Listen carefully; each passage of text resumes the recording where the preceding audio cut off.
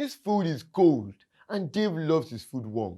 His mom comes in and puts his food in a microwave oven, and in just a few seconds it is warm again. How did that happen?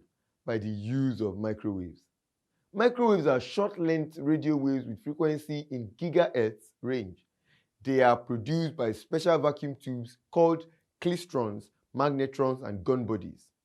Although microwaves were first produced and studied in 1886 by Hertz, their practical application had to await the invention of suitable generators such as klystron and magnetron.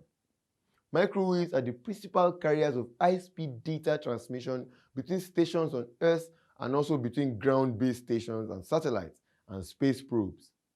A system of synchronous satellites about 36,000 kilometers above Earth is used for international broadband of all kinds of communication, e.g. television and telephone.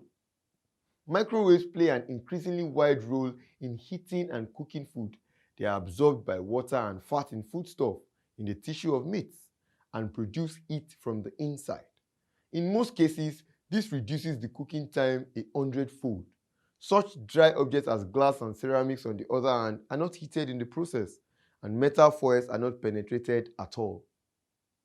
The heating effect of microwaves destroys living tissues when the temperature of the tissue exceeds 43 degrees Celsius.